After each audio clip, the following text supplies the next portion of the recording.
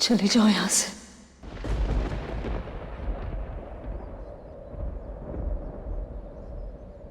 हमें क्षमा कर दीजिए सासू माँ।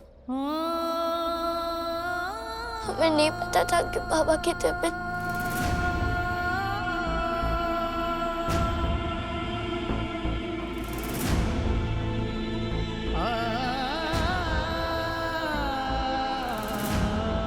मेरे इन वस्त्रों का मतलब जानते हो? अब मुझे पूरी जिंदगी अपने पति के बिना गुजारनी होगी। ठीक नहीं किया तूने। चली जाओ।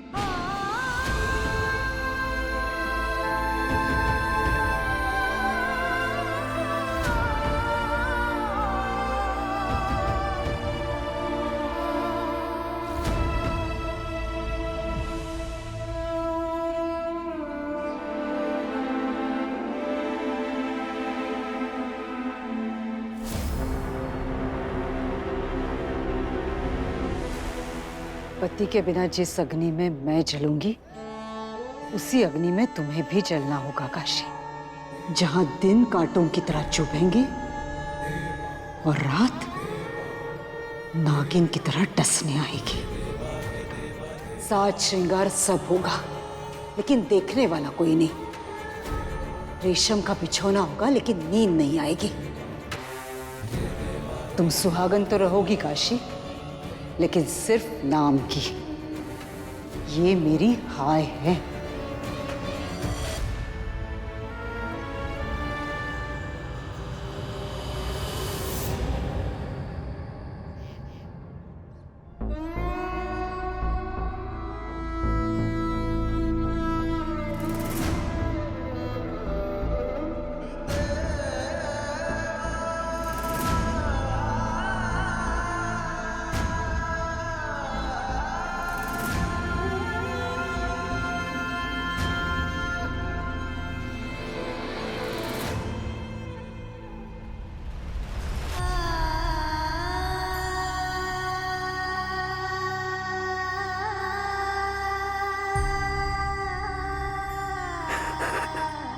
तुम्हारे पिता के जाने का हमें बहुत अफसोस है बाजीराव। बालाजी हमारे लिए क्या थे, इसे शब्दों में कह पाना मुमकिन नहीं। मराठों ने अपना कीमती हीरा खोया है। बालाजी के हम पर बहुत सारे कर्ज हैं, और ये कर्ज की शुरुआत तब हुई थी जब उन्होंने हमें मुगलों से आजाद करवाया था। और अब जाते जाते भी हम पर एक कर्ज चढ़ा गए। उठो, अपने पिता के लिए दीपक जलाओ।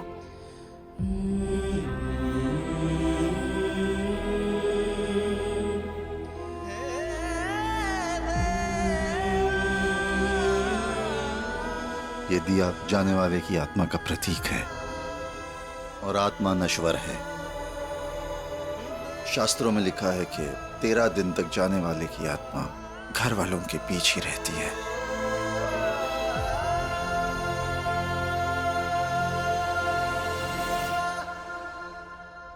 आज आप सब शोक में हैं, इसलिए यहाँ भोजन नहीं बनेगा। परिवार वाले वही खाएंगे जो उन्हें दान में दिया जाएगा।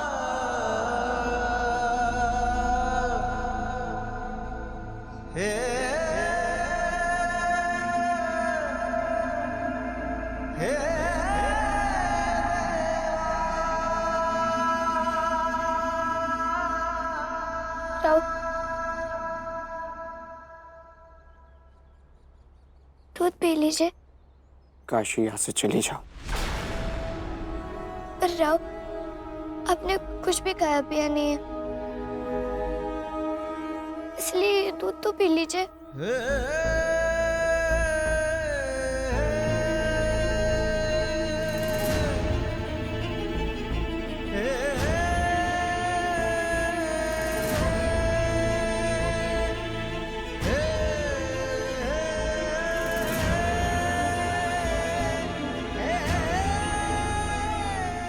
पी लीजिए ना राव।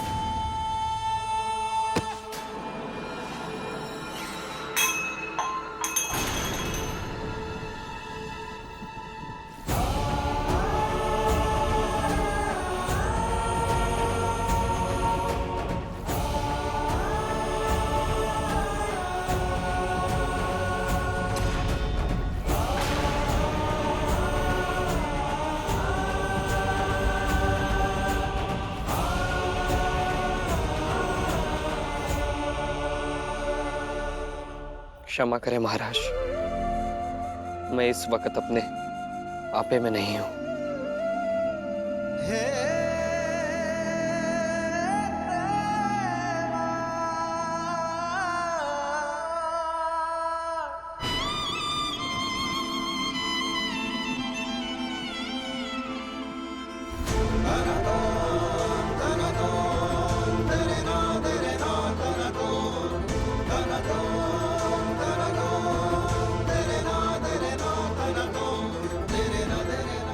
आज मेरे बच्चे अनाथ हो गए, इसका कारण सिर्फ तुम हो काशी, सिर्फ तुम।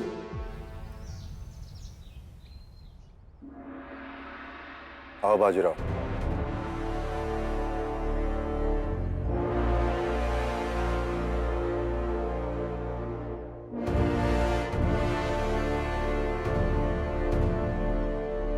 हम ये जानते हैं कि तुम 13 दिन शोक में हो, पर हम ये तुमसे उम्मीद करते हैं कि तुम अपने व्यक्तिगत शोक से ऊपर उठोगे।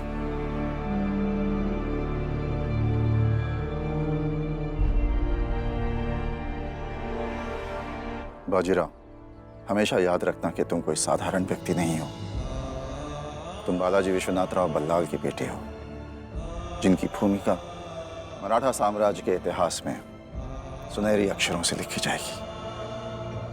बालाजी ने जो हमारे लिए किया है, हमारे परिवार के लिए किया है, मराठा साम्राज्य के लिए किया है, हम हमेशा उनके ऋणी रहेंगे।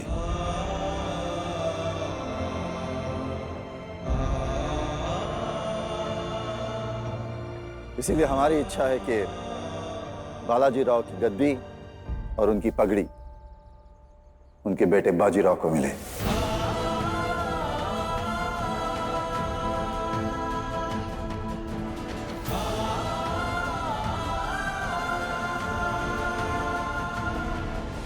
क्षमा करें महाराज, आपको हमारे फैसले से आपत्ति है? शाहू महाराज का न्याय और भावना सब अपनी जगह सही है, लेकिन भावनाओं में बहकर कोई ऐसा कदम नहीं उठाया जा सकता जो इस राज्य के सुख, सुविधा और समृद्धि के बीच आए। आप कहना क्या चाहते हैं? यही महाराज की पेशवा की रणनीति, राजनीति और कूटनीति, ये तीनों बहुत ही बड़ी जिम्मेदारियां हैं, और आप जिन कंधों पर ये जिम्मेदारियां डालना चाहते हैं, वे कंधे अभी भी बहुत नाजुक हैं महाराज। क्षमा कीजिए महाराज, किंतु इस समय भी इस दरबार में 2 ऐसे दावेदार उपस्थित हैं जिन्हें न केवल सत्ता का अनुभव है, बल्कि राजनीति, कूटनीति और रणनीति की मानसिक शक्ति भी। क्यों प्रतिनिधि जी? जी महाराज, बिल्कुल। एक है वो चिमनाजी दामोदर और दूसरे है ये नारोराम।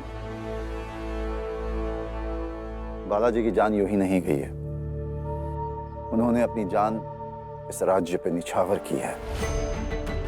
हम बालाजी राव का कर्ज उतारना चाहते हैं, लेकिन आप लोगों ने जो बात कही है उस बारे में सोचना भी जरूरी है। किसी भी नतीजे पर पहुंचने से पहले हम इस बात को फिर से सोचना चाहेंगे और उसके बाद ही हम अपना फैसला सुनाएंगे।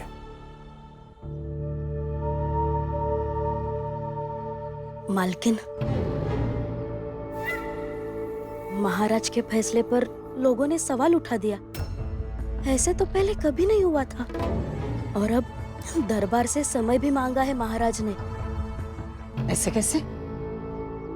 स्वराज के लिए मेरे पति ने अपनी जान दे दी है, और दरबार में ऐसे एहसान फरामोश लोग बैठे हैं जो सब कुछ भूल गए, मेरे बेटे के रास्ते में चट्टान बन रहे हैं।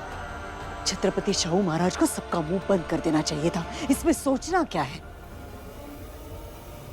अगर छत्रपति शाहू महाराज ने अपना फैसला बदल दिया तो मैं चुप नहीं रहूंगी। मैं राजमाता येसुबाई से जरूर मिलूंगी। लेकिन ये भी सही है, अगर राव को ऐसे पेशवा की गद्दी दे दी गई, राव की काबिलियत भूलकर, फिर लोग तो ये करेंगे कि शाहू महाराज भावनाओं में बहकर और दरबार के विरोध के बावजूद भी राव को पेशवा बना दिया। मेरे पति ने अपनी खराब तबीयत के बावजूद अपनी जान पर खेलकर राजमाता येसुबाई को आजाद कराया था, वो मुझे कैसे मना कर देंगी?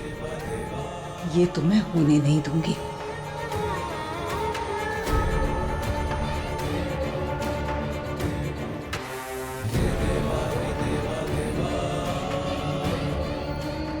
आई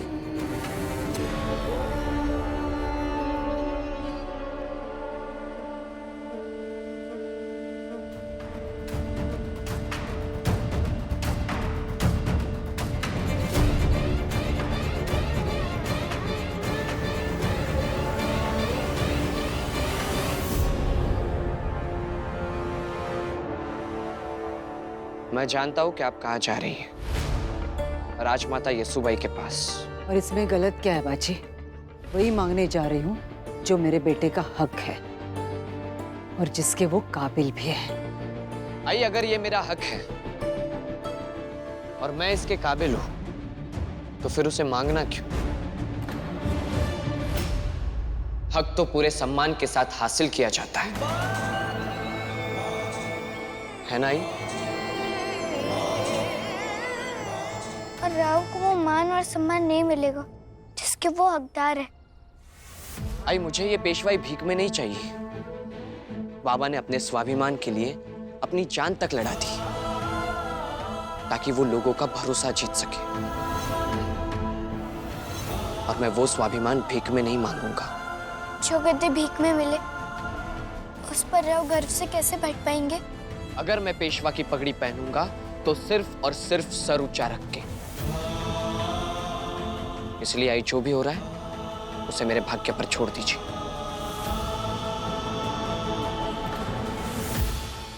क्या चाहती हो तुम? बाजीराव पेशवा ना बने और पेशवाई किसी और को दे दीजिए?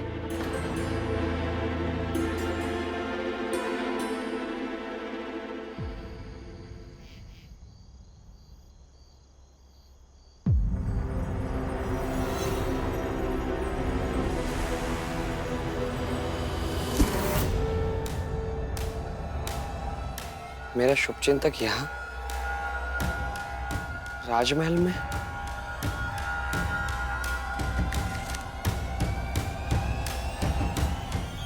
भाग्य लिखने से पहले ईश्वर भी आपका साहस और कर्म देखते हैं। भगवान सिफारिश नहीं, कोशिश देखते हैं। जिसके आप काबिल हैं, जिस पर आपका हक है, उसे कैसे पाना है ये हम बताएंगे।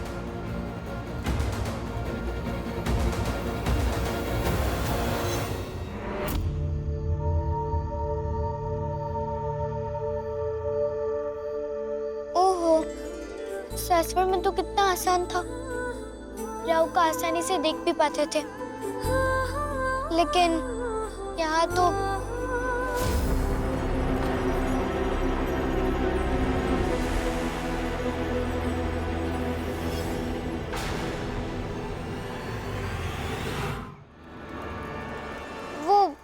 वो हमने सुना आज दरबार में क्या हुआ था, लेकिन इसलिए मैंने तुमसे पूछा, तुम्हारा मुंह कभी बंद भी रहता है? एक बात बताए राव, हमें पूरा यकीन है जहां बोलना होता है वहां जरूर बंद रहता है, लेकिन जहां चुप रहना होता है वहां तो तुम चुप ही नहीं रह पाती।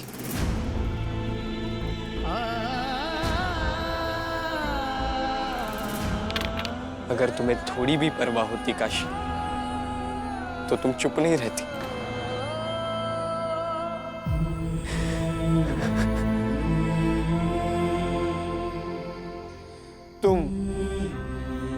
सिर्फ तुम जानती थी काशी, सिर्फ तुम्हें पता था कि बाबा बुरी तरह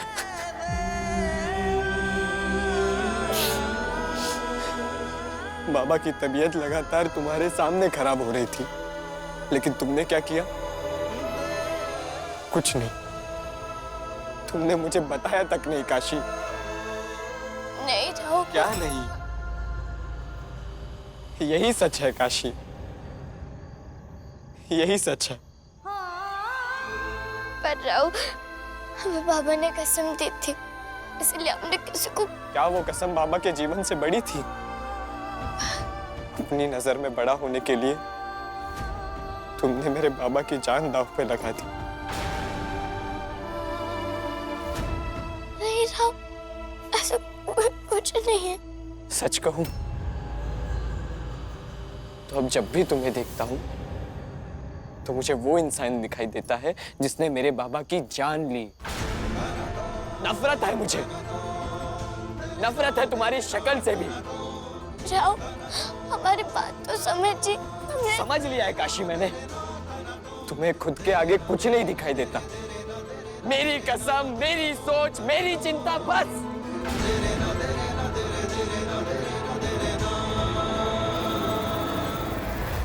दुख है मुझे कि मैंने तुम्हें अपना दोस्त माना था और समाज ने तुम्हें मेरी पत्नी बना दिया।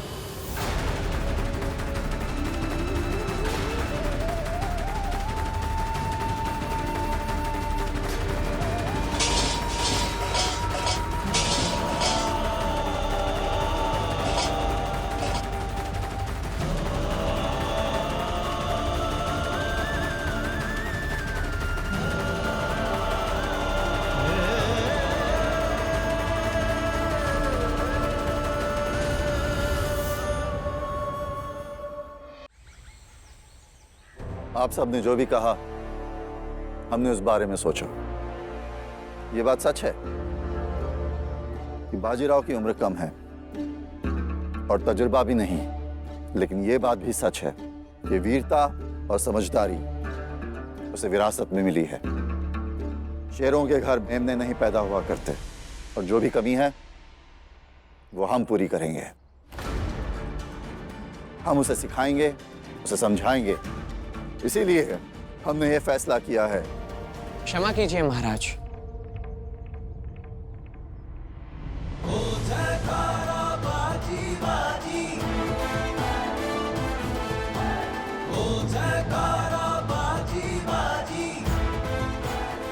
क्या आपका ये फैसला सुनाने से पहले मैं कुछ कह सकता हूं? धन्यवाद। मेरे पिता का नाम, उनका कद, उनकी शौर्य गाथा कितनी बड़ी है, ये सब तो मुझे आप लोगों को बताने की जरूरत नहीं है। और अब महाराज ने मुझे अपने पिता के गद्दी के काबिल समझा, इसलिए मैं नतमस्तक हूं। लेकिन आप सब भी सही है, ये पेशवाई की पगड़ी है, कोई राजमुकुट नहीं जो पिता से पुत्र को विरासत में मिल जाए। इसके लिए हमें खुद को साबित करना होगा, मुझे भी और उन लोगों को भी जो खुद को इस गद्दी के दावेदार समझते हैं। और सच ही तो है महाराज, अगर ये पद इतना महत्वपूर्ण है तो उसका फैसला भी चुनौतीपूर्ण होना चाहिए।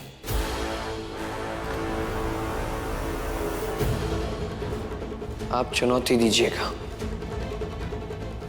सभी दावेदारों को। इसलिए मैं अपने दोनों दावेदारों को चुनौती देता हूं, नारोराम और चिमनाजी दामोदर को, कि ये साबित करके दिखाए कि वो मुझसे बेहतर पेशवा बन सकते हैं और उनमें मुझसे ज्यादा काबिलियत है। बाजीराव बल्लार की, बाजीराव बल्लार की, बाजीराव बल्लार की।